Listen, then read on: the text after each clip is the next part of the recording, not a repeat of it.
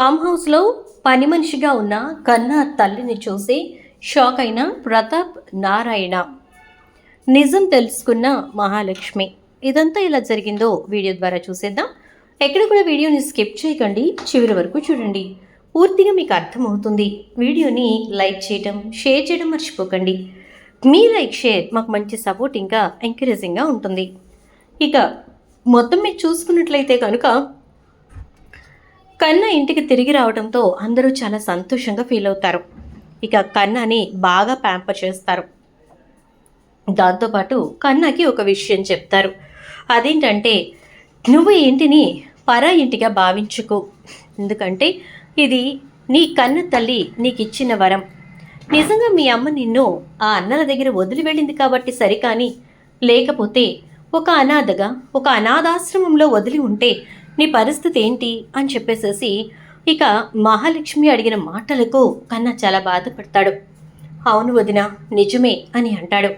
మరి నువ్వు ఎంతలా ఫీల్ అవ్వాల్సిన పని లేదు కదా. నువ్వు ఫీల్ అవ్వాల్సింది ఒక్క విషయానికే, మా అమ్మ నన్ను మా అన్నల దగ్గరే వదిలింది తప్ప బయటెక్కడా వదలలేదు అని సంతోషపడాలి అని చెప్తుంది. ఇక అందరూ కూడా చాలా హ్యాపీగా ఫీల్ అవుతారు. ఈలోపు మాధవ ఉప్మా చేసి తీసుకొస్తే, ఎప్పుడైనా ఒక యుద్ధం విషయంలో అయితే పోరాడాలి లేదా పారిపోవాలి. ఇప్పుడు ఈ ఉప్మా మనకి యుద్ధం అయితే పోరాడగలిగితే పోరాడతాం, అంటే తినగలిగితే తింటాం, లేకపోతే అనగానే అయితే ఇప్పుడు మనం పారిపోవలదునా అంటే, అయితే నన్ను కూడా మీ టీంలో చేర్చుకోండి అంటాడు చక్రి. ఏం లేదు, మీరు ఎక్కడే ఉంటారు అని చెప్పి కన్నాన్ని తీసుకుని వెళ్ళిపోతుంది.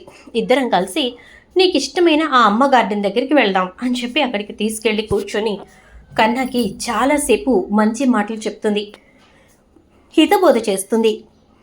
నువ్వు ఎవరి విషయంలో ఎలా ప్రవర్తించినా పర్వాలేదు, కానీ పెద్ది విషయంలో మాత్రం నువ్వు అలా ప్రవర్తించకూడదు. ఎందుకంటే పెద్ది నిన్ను పెంచాడు, ఆయన పెంపకాన్ని నువ్వు ఎగతాళి చేసినట్టు అవుతుంది, ఆలోచించుకో అని చెప్పి చెప్తుంది. దాంతో ఇక సరే అని చెప్పి అంటాడు కన్నా. అయితే ఇక అలా కన్నాలో మార్పు వస్తుంది. ఇప్పుడు కన్నాని ఎలా అయినా సరే ఎంటర్టైన్ చేయాలని అందరూ కలిసి ఇక టూర్ ప్లాన్ చేస్తారు. అలా ప్లాన్ చేయడంతో ఇక వీళ్ళంతా కూడా రాత్రికి ప్లాన్ చేసుకుంటారు. ఉదయం లేచేసరికి నారాయణ కనిపించడు. నారాయణ్ని చూసి అందరూ కూడా ఏడి అని చెప్పని అనుకుంటూ ఉన్న టైంలో మహాలక్ష్మి వీళ్ళ నలుగురిని తిడుతుంది. నలుగురు కొడుకులుండి తండ్రిని ఒంటరిగా వదిలేసి వెళ్ళిపోదాం అనుకుంటారా అని చెప్పేసేసి అంటుంది. అనేసరికి ఈలోపు కారు వచ్చి ఆగుతుంది. రేడియో కూడా కనిపించట్లేదేంటి అని చెప్పని అనుకుంటారు. కారులోంచి ఒక సూపర్ గెటప్లో నారాయణ దిగుతాడు. నారాయణని చూసి అందరూ షాక్ అవుతారు. పదండి పదండి అని అంటాడు. మీరేంటి మీ లగేజ్ అది అంటే, ఎప్పుడో సర్ది పెట్టేసుకున్నా, నన్ను వదిలేసి వెళ్దాం అనుకున్నారా అని అంటే, ఏంటయ్యా ఇప్పుడు నువ్వు కూడా బయలుదేరుతావా అంటాడు చక్రి. ఏ, నలుగురు కొడుకులతో కలిసి ఆయన సంతోషంగా టూర్కి వస్తుంటే నీకేంటి కుళ్ళుగా ఉందా అంటుంది. ఇక అలా మొత్తం మీద నారాయణ అయితే థ్యాంక్స్ ఫర్ ద సపోర్ట్ అంటూ ఇక కార్ ఎక్కుతాడు. చక్రి కార్ డ్రైవింగ్ సీట్లో కూర్చోగానే నారాయణ వచ్చి పక్కన కూర్చుంటాడు. ఏ, వెనక్కి వెళ్ళి కూర్చోవచ్చుగా, ఇక్కడ కూర్చొని వెళ్ళి కూర్చుంటారుగా అంటే, చూడరా సార్ను, ఇక్కడ కూర్చునే వాళ్ళు ఎవరో నాకు తెలుసు, మహాలక్ష్మి కూర్చున్నా నేను కూర్చున్నా ఒకటే, అక్కడ ఎలాంటి ఫీలింగ్స్ ఉండవు, నోరు మూసుకొని నడపరా అని చెప్పేసి అంటాడు. దాంతో ఇక చా అని చెప్పి ఇక చక్రి అయితే కార్ డ్రైవ్ చేస్తూ ఉంటాడు. ఇంకా కొంచెం దూరం వెళ్ళిన తర్వాత ఆపు అని చెప్పేసి నారాయణ ఆపి ఇక అక్కడ కళ్ళజోడు కొనుక్కుంటాడు. 1000 రూపాయలు చెప్పిన కళ్ళజోడిని 100 రూపాయలు కడిగి మొత్తం అందరూ గెటప్ కోసం ఇంకా బిల్డప్ కోసం అంటూ 5 కళ్ళజోళ్ళు కొనుక్కొని, 6 కళ్ళజోళ్ళు కొనుక్కొని పెట్టుకుంటారు. ఇక అందరూ కలిసి మళ్ళీ డ్రైవింగ్ స్టార్ట్ చేస్తారు. కొంచెం దూరం వెళ్ళేసరికి ఒకడు ఓవర్టేక్ చేసేసరికి ఇక నారాయణ అతను సైడ్కి ఆపి పక్కకు వెళ్ళగానే కార్ ఆపి ఆ బండిని డ్రైవ్ చేస్తూ చాలా దూరం తీసుకెళ్ళి అక్కడ పడేస్తాడు. మంచిగా ఎంజాయ్ చేస్తారు మావయ్య అని చెప్పని అంటుంది మహాలక్ష్మి. ఈలోపు నాకు కూల్ డ్రింక్ కావాలంటే తను మందు కలుపుకున్న కూల్ డ్రింక్ ఇస్తాడు నారాయణ. ఇదేంటి ఏదోలా ఉంది అంటే, అదే కదా అలానే ఉంటుంది అంటాడు. ఏంటి ఇక్కడ కూడా అది తెచ్చుకున్నావా అని అంటే, మహాలక్ష్మి ఉందని తెలుసు కదా నాన్న అంటే, అబ్బా పెద్ది, ఎందుకు ఆయనకి రెస్ట్రిక్షన్స్ పెడతారు, ఆయన ఎంతో కష్టపడి ఇంతకాలం మిమ్మల్ని చాలా జాగ్రత్తగా చూసుకుంటూ వచ్చారు, మరి ఆయన ప్రశాంతంగా కొడుకులతో ఎంజాయ్ చేస్తూ ఉంటే ఎందుకు రెస్ట్రిక్ట్ చేస్తారు? మీరు ఎలా ఉండాలంటే అలా ఉండండి అని నారాయణకి ఫ్రీ హ్యాండ్ ఇచ్చేస్తుంది మహాలక్ష్మి. దాంతో ఇక అందరూ వెళ్తారు.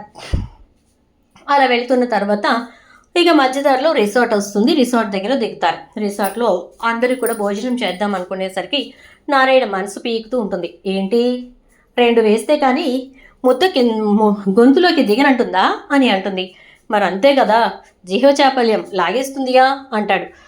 సరే 2 అంటే 2 సరేనా అని చెప్పని అంటుంది. ఓకే అయితే థ్యాంక్ యూ అంటూ వెళ్ళి ఇక అక్కడ ఒక టేబుల్ ఖాళీగా ఉంటే వెళ్ళి అక్కడ కూర్చొని ఎదురుగా ఉన్న వ్యక్తితోటి మాటామంతి కలుపుతాడు నారాయణ. అతను ఎవరో కాదు, ప్రతాప్. ఇక ఇద్దరు చాలాసేపు మాట్లాడుకుంటారు. మాట్లాడుకున్న తర్వాత ఇద్దరు కలిసి 2 పెగ్స్ వేసుకుంటారు. ఇద్దరు చైర్స్ కొట్టుకొని 2 పెగ్స్ వేసుకున్న తర్వాత ఏంటి ప్రాబ్లం అని అంటే, ఒకానొకప్పుడు నా చెల్లెలు ఎవరినో ఇష్టపడి వెళ్ళిపోతే దాన్ని ఇంటికి తీసుకొచ్చుకోవటానికి ఎన్నో ప్రయత్నాలు చేశాను. కానీ అది ఆఖరికి ఎక్కడుందో కూడా తెలియని పరిస్థితుల్లో అయిపోయింది నా బ్రతుకు. ఇప్పుడు నా కూతురు ప్రాణానికన్నా ఎక్కువగా నేను దాన్ని ఇష్టపడ్డాను, ప్రేమించాను. నా బంగారు తల్లి, నా వజ్రాల మూట అనుకుంటూ, నా బంగారు మహాలక్ష్మి అనుకుంటూ నేను తను చూశాను. కానీ ఇప్పుడు తను నేను ఒకటి ప్రేమించాను అంటూ వెళ్ళిపోయింది. ఏం చేయాలో అర్థం కావట్లేదు. ఆ ఇంటి నిండా మగాళ్ళే, ఆడదిక్కులేని కొంప. ఆ ఇంట్లోకి నా బంగారు తల్లి వెళ్ళి ఎన్ని కష్టాలు పడుతుందోనని భయంగా ఉంది, బాధగా ఉంది. ఆ బాధలోనే ఈ తాగుడంతా అని అంటే, అమ్మాయి పేరేంటన్నారు అంటే మహాలక్ష్మి అంటాడు. ఓ అవునా, డ్రైవర్ చక్రిగాని పెళ్లి చేసుకుందా అని అంటాడు నారాయణ. అవును, డ్రైవర్ చక్రినే పెళ్లి చేసుకుంది, మీకు తెలుసా అని అనేసరికి ఏదో తెలుసులేండి అని అంటూ ఉంటే, నీకు తెలుసా మహాలక్ష్మి ఎక్కడుందో అని అంటే, ఎందుకు తెలీదు, తెలుసు అని చెప్పని అంటాడు. నాకు చూపిస్తావా? దూరం నుంచి చూస్తాను నా తల్లిని, నేను చూసి ఎన్నాళ్ళయిందో అనగానే, ఇప్పుడు ఈ బాధపడే కంటే ఆ రోజున ఇంటికి వచ్చినప్పుడు సర్టిఫికెట్లు ఇచ్చేయాల్సిందిగా, ఎందుకు కాల్ చేసినట్టో అనగానే, వాళ్ళ ఇంట్లో జరుగుతుందంతా మీకు తెలిసినట్టుగా మాట్లాడుతున్నారు, ఎవరు మీరు అని చెప్పానంటే, ఇంకో పెగ్గు పోసుకుందామా అంటాడు నారాయణ. అలాగే అని ప్రతాప్ మరో పెగ్ తీసుకుంటాడు. ఈలోపు లలిత వచ్చి, ఏంటిది ఎక్కువ తాగితే మీకు అసలుకి హార్ట్ ప్రాబ్లం ఉంది, ఎందుకు ఇలా చేస్తున్నారు అని అనేసరికి, హార్ట్ ప్రాబ్లం ఉంది కాబట్టే నేను ఇది తాగి అన్నీ మర్చిపోవాలనుకుంటున్నాను అంటాడు ప్రతాప్. అయితే చూడండి, అనవసరంగా మీరు లేనిపోయిన రిస్క్ తీసుకోవద్దు, దయచేసి ఇక్కడితో ఆపేసేయండి అని చెప్పని అంటుంది లలిత.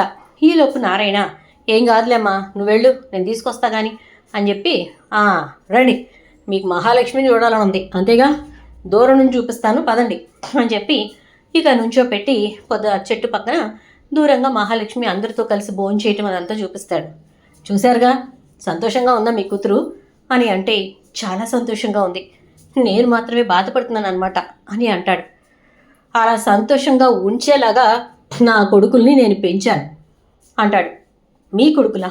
ఎవరి గురించి మాట్లాడుతున్నారు అంటే, అక్కడ కనబడుతున్న 4 బడుద్దాయిలు నా కొడుకులే, మహాలక్ష్మి పక్కన కూర్చున్నవాడే మీ అల్లుడు చక్రి అని చెప్పని అంటే, ఒక్కసారిగా ప్రతాప్ అయితే షాక్ అవుతాడు. వీరు ఆ చక్రి గడికి తండ్రా అని అనగానే, ఏ వర్షం మారిపోయినట్టుంది, ఎవడైతే ఏంటి సారు, మీ కూతురు సంతోషంగా ఉందా లేదా అనేది మాత్రమే ఆలోచించండి. పూరింట్లో ఉన్నా గొప్పింట్లో ఉన్నా సంతోషంగా ఉన్న ఆడపిల్ల మనసు చాలా హ్యాపీగా ఉంటుంది, అది మేము ఇవ్వగలిగాం, తనకు అక్కడ అది దొరికింది, అందుకే తను అంత హ్యాపీగా ఉండగలుగుతోంది. ఆ విషయాన్ని వదిలేసి మీరింకేదో ఆలోచిస్తారేంటి అంటాడు నారాయణ. చాలేవయ్యా, చాలా గొప్పగా చెప్పావు అంటూ అక్కడ నుంచి ప్రతాప్ విసుక్కుని వెళ్ళిపోతాడు. ఇక నారాయణ వెళ్ళి, భోజనాలు మొదలు పెట్టేశారా అని అంటాడు. నేను 2 అన్నాను కదా అంటుంది. 2 అని చెప్పానంటే, కాదు, నాకు తెలిసినంతవరకు 3వది పడింది అంటుంది. అలా ఎలా చెప్పేస్తావు అని చెప్పానంటే, 2కి మీరు ఎలా ఉంటారో 3టికి ఎలా ఉంటారో నాకు తెలీదా ఏంటి అని చెప్పని అంటుంది. నీకు నా గురించి నాకంటే నీకే బాగా తెలిసినట్టుంది అని చెప్పానని, అనుకోకుండా 3వది పడిందిలే, సరే భోజనం చేద్దాం అని చెప్పి నారాయణ భోజనం చేస్తాడు. ఇక ఈ రిసార్ట్లోనే రూమ్ తీసుకోవాలి మనం అని చెప్పేసి రూమ్ తీసుకుంటారు.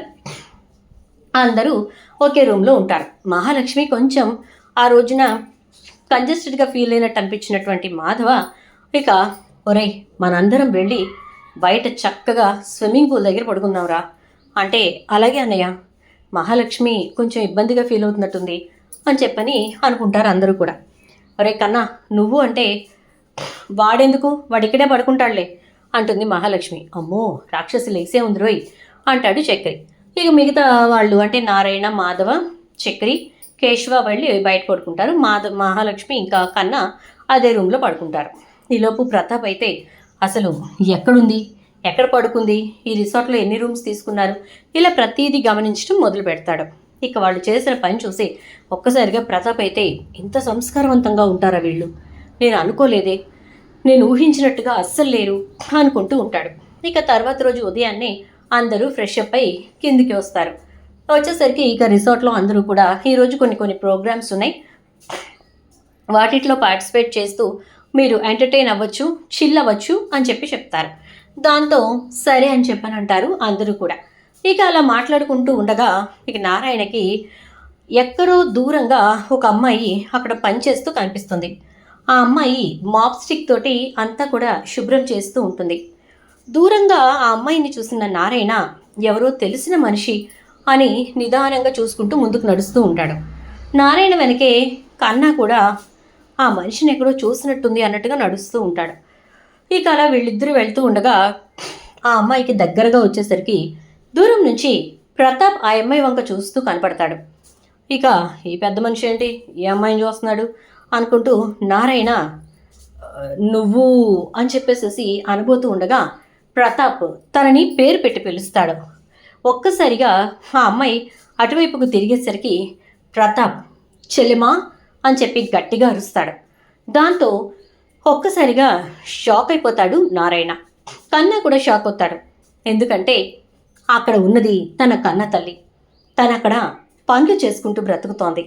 ఎందుకు ఈ పరిస్థితి తెచ్చుకుంది, అసలు ఎందుకు వెళ్ళిపోయింది అని ఆలోచిస్తూ ఉంటాడు కన్నా. ఈలోపు ప్రతాప్ వచ్చి చెల్లెమా, నీకోసం వెతకని చోటు లేదు తెలుసా, నువ్వు ఎవరిని పెళ్లి చేసుకుని వెళ్ళావో తెలియక అసలు ఏం చేయాలో అర్థం కాక నేను ఊరూరు వెతికిస్తూనే ఉన్నాను. ఎంత వెతికినా నీ జాడ దొరికితేగా, ఏంటి కర్మ నీకు, కోట్లకు అధిపతి అయినటువంటి ఈ ప్రతాప్కి చెల్లెలివి నువ్వు. నాన్న ఇచ్చిన ఆస్తిని కూడా కాలదనుకుని నువ్వు ఆ లారీ విధివే కావాలని చెప్పి పెళ్లి చేసుకుని వెళ్ళిపోయావు. ఏంటమ్మా ఇది, ఎందుకు ఈ పరిస్థితి? ఆ విధంగా నిన్ను మోసం చేశాడా, నిన్ను వాడుకుని వదిలేశాడా, లేకపోతే నిన్ను తల్లించేసి వదిలి వెళ్ళిపోయాడా అని అంటూ ఉంటే ఆయన్ని ఏమీ అనకన్నయ్యా, ఎందుకు ఆయన్ని అంటావు, చాలా మంచి వ్యక్తి. నేనే ఆ ఇంట్లో ఇమడలేక ఉండలేక అక్కడ 3 పిల్లల్ని పెంచలేక నా వల్ల కాక నేను కన్న బిడ్డని కూడా అక్కడే వదిలేసి వచ్చేసాను అని అంటుంది. వచ్చిన దాని ఇంటికి రావాల్సింది కదా, మరి ఎందుకే పరిస్థితి, ఏంటి ఇబ్బంది నీకు అని అనేసరికి ఇంటికా, ఏం మనసు మొహం పెట్టుకుని రమ్మంటావన్నయ్య, ఏం మొహం పెట్టుకుని రమ్మంటావు అని చెప్పని అనగానే ఇక వెంటనే ప్రతాప్ అయితే ఎందుకమ్మా సంశయం, నేనేమన్నా పరాయివాణ్ణా, కేవలం ఇక ఈలోపు నారాయణ ఏయ్ నిన్నే అంటూ 4 అడుగులు ముందుకు వేస్తాడు. ఇదేంటి వీడు ఇటు వస్తున్నాడు అనుకుంటూ, ఏంటి నువ్వు ఇక్కడికి వస్తున్నావు అని అంటాడు ప్రతాప్ అయితే. నువ్వు నీ చెల్లెల కోసం ముందుకు వచ్చావు, నేను నా పెళ్ళాం కోసం ముందుకు వస్తున్నా అంటాడు నారాయణ. ఏంటి పెళ్ళామా, ఏం మాట్లాడుతున్నావు అని అంటే, ఇదిగో వీడే నీకు మేనల్లుడు అని చెప్పని అంటూ ఉంటే అసలు నాకేం అర్థం కావట్లేదు, మేనల్లుడేంటి అంటాడు ప్రతాప్. ఓ అర్థం కావట్లేదా, ఎవరినో పెళ్లి చేసుకున్న చెల్లెలు వెళ్ళిపోయింది, దానికోసం ఎంత వెతికినా దొరకలేదు అని నువ్వు అన్నావే, ఎవడో కాదు నేనే అని చెప్పని అనగానే ఒక్కసారిగా ప్రతాప్ షాక్ అవుతాడు. ఏంటి నా చెల్లెలు నిన్ను పెళ్లి చేసుకుందా, వీడు నా చెల్లెలు కొడుకా, మరి వాళ్ళు అని చెప్పనంటే వాళ్ళు నా మొదటి భార్య పిల్లలు అనగానే చా పెళ్లి చేసుకుంది ఒక రెండో పెళ్లి వాడి కోసం వచ్చేసిందా, ఏంటి మా ఇది అని చెప్పని ప్రతాప్ అంటూ ఉంటే, అవునన్నయ్య నేను పెళ్లి చేసుకుంది ఒక పెళ్ళైన వ్యక్తిని అని చెప్పి, ఆయనకు పిల్లలు ఉన్నారు అని చెప్పి ఆ ఇంటికి వెళ్ళేదాకా నాకు తెలియదు. తీరా వెళ్ళిన తర్వాత అక్కడ 3 పిల్లల తండ్రిని నేను చూడలేకపోయాను. నా భర్తగా తను నాకు అండగా ఉంటాడు, నన్ను సంతోషంగా చూసుకుంటాడు అని మాత్రమే ఆలోచించిన నేను తీరా అక్కడికి వెళ్ళిన తర్వాత ముగ్గురు పిల్లలకు ఆయన తండ్రి అని చెప్పి నేను మోసపోయానని చెప్పి అర్థం చేసుకున్నాను. అందుకే చాలా వరకు ట్రై చేశాను వాళ్ళతో కలుద్దామని, కానీ నేనే కలవలేకపోయాను. నా వల్ల కాలేదు. ఇక ఆయన రక్తాన్ని ఆయనకే వదిలేసి నేను ఆ ఇంటి నుంచి దూరంగా వచ్చేశాను. ఇంత చేసి నా బ్రతుకుని ఇన్ని రకాలుగా నాశనం చేసుకుని తిరిగి నేను ఇంటికి ఎలా రాను? అందుకే ఇంటికి రాలేకపోయాను. ఇదిగో ఇలా అక్కడ ఇక్కడ పనులు చేసుకుంటూ బ్రతుకుతున్నాను అనగానే, నువ్వు చదివిన చదివేమైందే అంటాడు. సర్టిఫికెట్స్ నీ దగ్గరే పెట్టుకున్నావు కదనయ్య, ఆ సర్టిఫికెట్లు లేకే నేను ఎక్కడా ఉద్యోగం చేసుకోలేక ఇలా పాచి పనులు చేసుకుని బ్రతకాల్సి వస్తోంది అని అనగానే ఒక్కసారిగా మహాలక్ష్మి సర్టిఫికెట్స్ గుర్తొస్తాయి. ఇన్ కేస్ ఒకవేళ తను ఆ సర్టిఫికెట్స్ మహాలక్ష్మికి ఇచ్చినట్టయితే తను దర్జాగా బతుకుండేది. ఇప్పుడు వాటిని కాల్ చేశాడు కాబట్టి మహాలక్ష్మి కూడా ఇలాంటి పనులు చేసుకుని బ్రతకాలా? అది నేను ఎలా తట్టుకోగలను అని ఆలోచిస్తూ ఉంటాడు ప్రతాప్. అయితే ఈలోపు నారాయణ, కన్నా ఇద్దరు కూడా తన దగ్గరికి వస్తారు. అమ్మా అని అంటాడు కన్నా. వీడు అని చెప్పని అడుగుతుంది. నీ కొడుకు వదిలేసి వెళ్ళిపోయావుగా, అదిగో తల్లి తండ్రి అన్నీ ఆడే అయి పెంచాడు ఆ పెచ్చనా కొడుకు అని చెప్పి మాధవ్ వంక చూపిస్తాడు. దాంతో మాధవ, ఎందుకు నాన్న ఇప్పుడు? వాడు వాళ్ళ అమ్మని కలుసుకున్నాడు కదా, ఇంకా నువ్వెందుకు మాటలతో బాధ పెడతావు అని అంటూ ఉంటే, తెలియాలి. ఎవరిని చూసి ఇమడం లేక వెళ్ళిపోయిందో వాళ్లే దాని కొడుకుని పెంచారని చెప్పి తెలియాలి. వాళ్లే దాని కొడుకుని ప్రాణంగా చూసుకున్నారని చెప్పి తెలియాలి. వాళ్లే దాని కొడుక్కి ఊపిరిపోసి ఇన్నాళ్ళు ఇంత పెద్ద చేశారనేది తెలియాలి. 20 ఏళ్ళు వాడి వయస్సు. 19 ఏళ్ల క్రితం ఒత్తిళ్లలో అప్పుడప్పుడే బుడ్బుడి అడుగులు వేస్తున్న వాడిని వదిలేసి వెళ్ళిపోయిందిరా ఇది. దీనికి ప్రేమలు పాశాలు ఉంటాయా? మనం ఎన్ని మాట్లాడినా అది కరిగినట్టే ఉంటుంది కానీ కరగదురా, దాందంతా నాటకం, వదిలేయండి అని చెప్పేసేసి అంటూ ఇక నారాయణ కదిలిపోతుంటే, ఆగండి ఎక్కడికి అంటుంది.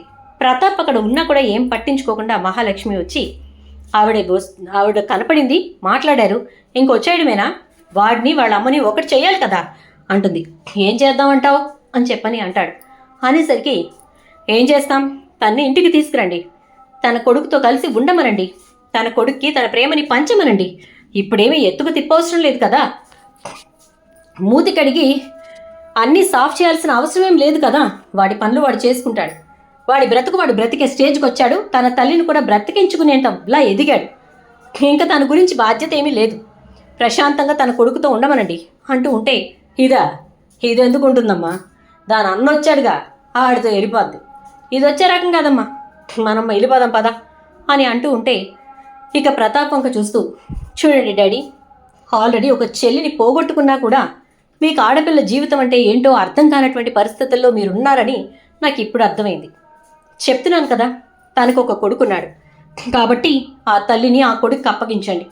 వాళ్ళిద్దరూ తల్లి కొడుకులుగా వాళ్ళ జీవితాన్ని గడుపుకుంటారు.